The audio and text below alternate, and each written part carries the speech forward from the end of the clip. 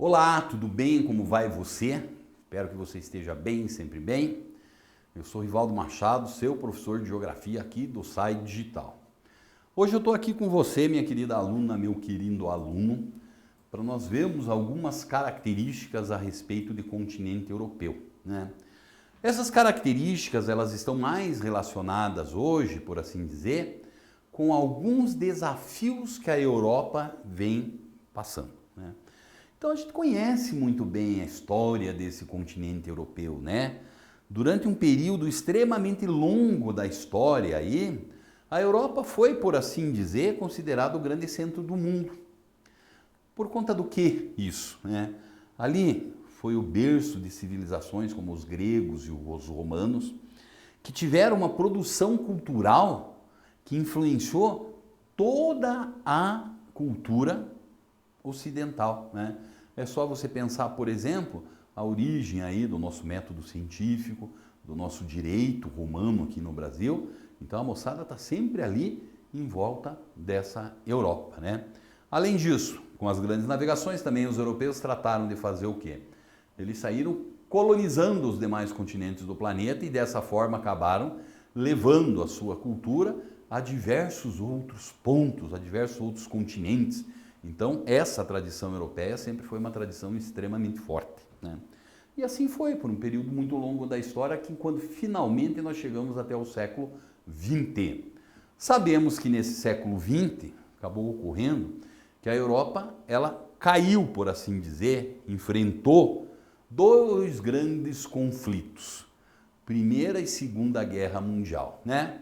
Primeira Guerra Mundial dá uma balançadinha, é que uma Segunda Guerra Mundial que nós percebemos que uma vez que terminou ela, né, essa condição que a Europa detinha de ser centro do mundo já não existia mais, né? Então aí surgiram duas outras potências, Estados Unidos como sendo a grande potência que ocupou esse espaço da Europa, e também nós tínhamos aí a chamada União Soviética. Entre esses dois países nós tivemos um período muito longo de conflito chamado de Guerra Fria, que ali final da década de 80, início da década de 1990, acabou desencadeando o quê? Que a União Soviética, ela basicamente não conseguiu manter seu ritmo de desenvolvimento, as tensões políticas muito grandes, tensões populares ocorreram no seu interior, e basicamente ela se desmantelou e se transformou o quê? Se transformou nos 15 países independentes que a compunham. Tudo bem. Então com isso nós acabamos tendo o quê?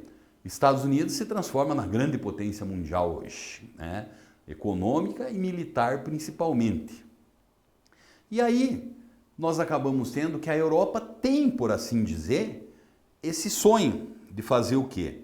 Justamente de se vir a se transformar um dia na grande potência mundial. E o caminho encontrado pelos europeus, que a gente não sabe se vai dar em algum lugar, foi o quê?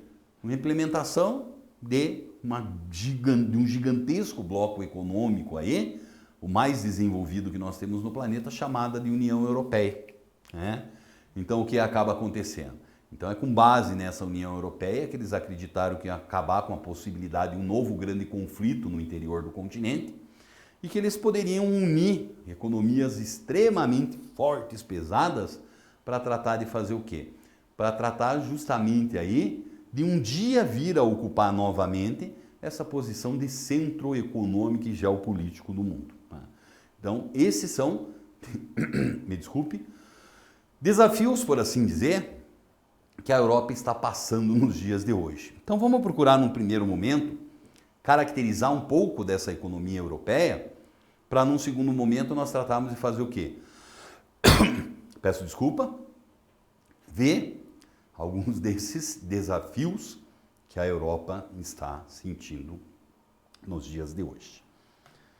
Vamos lá ver então como é que funciona isso aí?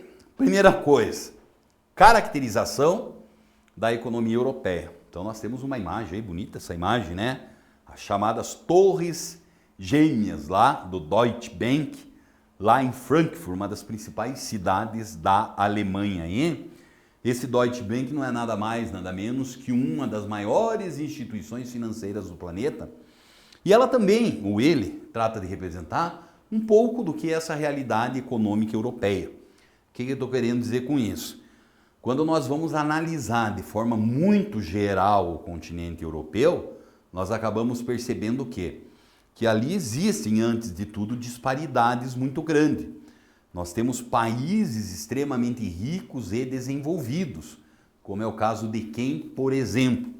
É o caso da Alemanha, da Inglaterra, da França, da Holanda e assim por diante, né? Mas nós temos o outro lado dos europeus também, que não são marcados por esse grande desenvolvimento econômico.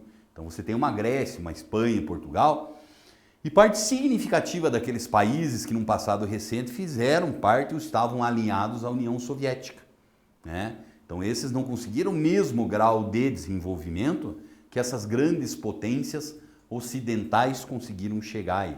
Então essas são características importantes que nós encontramos aí. E esse puta desenvolvimento econômico, ele acaba sendo presente o quê?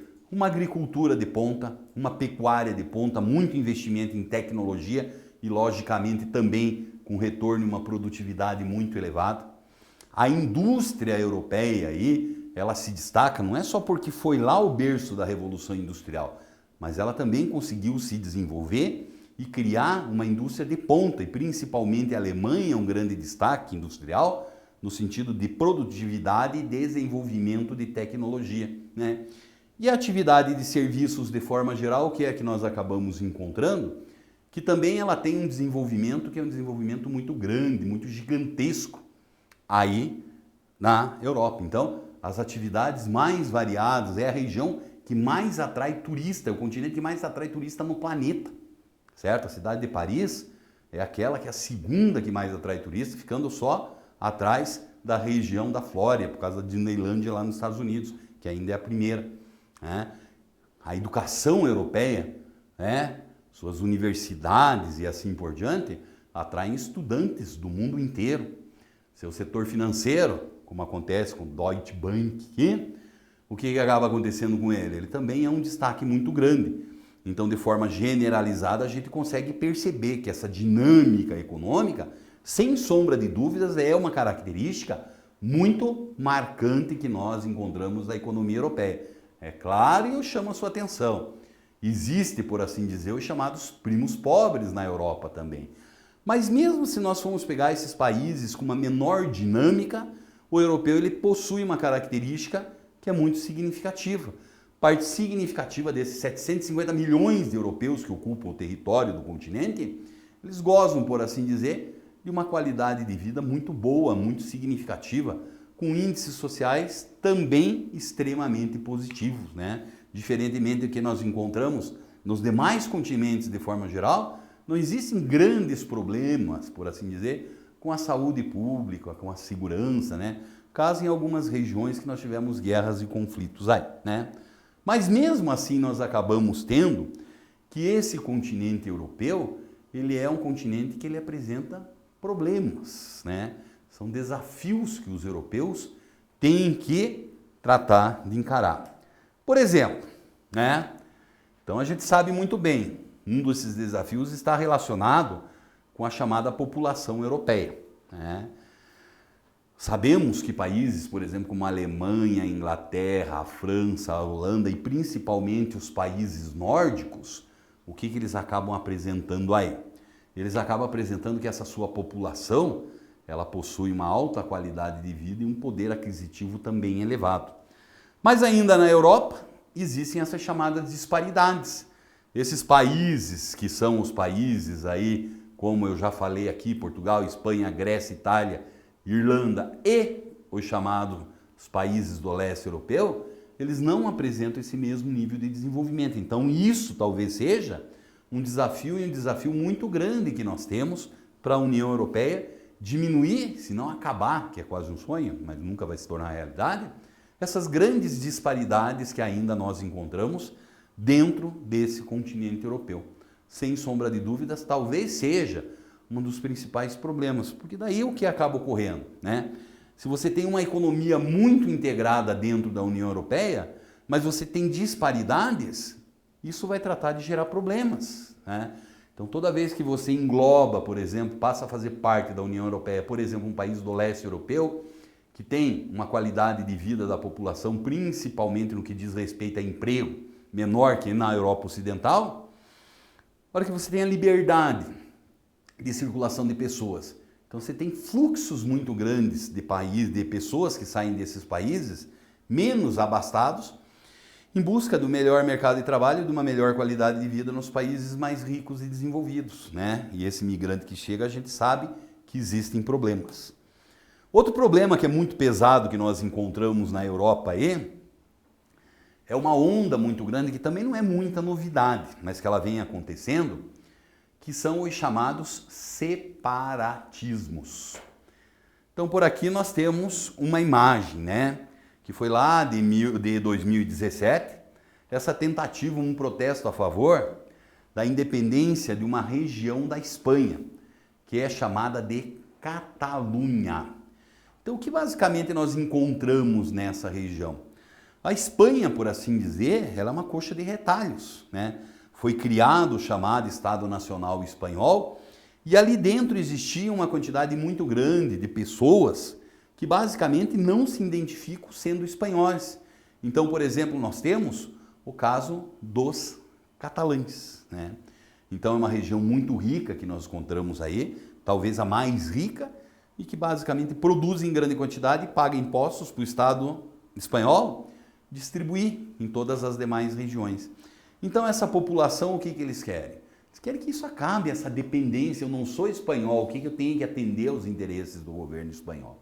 Então eles querem esse processo de se separar, o separatismo, independência e criar um novo país, a Catalunha aí. É claro que toda vez que se busca isso, e existiram diversos protestos em 2017, o que acaba acontecendo? Acaba acontecendo que a moçada, os espanhóis em si, o Estado espanhol, não aceita esse tipo de coisa. Ninguém quer perder território, principalmente um território rico, como é o caso da Catalunha. Então esse governo geral, aí, o governo da Espanha, ele tratou de intervir e acabar com esses protestos e com essas tentativas, certo? Mesma coisa acontece, por exemplo, na região de Castélia, na Espanha. Nós temos um problema muito parecido com isso. A crise que existe também entre os irlandeses, por assim dizer, ela é uma crise que vai muito nesse sentido, né, da busca de uma certa independência. Porque o que acaba acontecendo, né?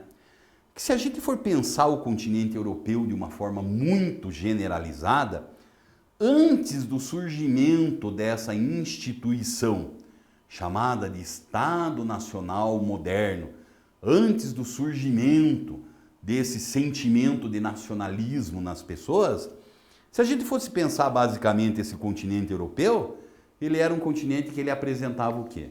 Ele apresentava que ele era ocupado por povos em diferentes regiões, né? Uma quantidade muito grande de unidades políticas, reinados, povoados e assim por diante, que até conviviam, dividiam esse mesmo espaço. Mas o que nós acabamos encontrando aí? Que essa moçada não estava muito preocupada com essa ideia de nação. Então o surgimento deste chamado Estado-nação, ele acabou levando ao quê? Acabou levando a se criar unidades dentro da Europa, que eram basicamente unidades que englobavam agora pessoas completamente diferentes. Tentou-se criar um espírito de unidade dentro da Europa, então esse sentimento de nacionalismo, né? Símbolos nacionais, o hino nacionais, heróis nacionais e assim por diante, né? Mas o que a gente acaba percebendo? A gente acaba percebendo que em alguns casos, muitas vezes isso não deu certo, né? É o caso, por exemplo, que mais chama a atenção hoje em dia, que é justamente essa questão relacionada à Catalunha. Tá? Vão acontecer esses separatismos, esses sentimentos vão continuar sem sombra de dúvidas, né? Mas a partir do momento que nós temos esse tipo de realidade, essas diferentes unidades federativas elas vão perder o seu peso, né? Porque elas serão divididas. Então nós acabamos tendo o quê? Nós acabamos tendo que muitas vezes aí, essa grande realidade, esses grandes desafios que nós acabamos encontrando presentes na União Europeia, ainda estão muito a ter, ou muito a ser reforçados pela frente. Vão aparecer dificuldades, e dificuldades que são cada vez mais significativas. Tudo bem?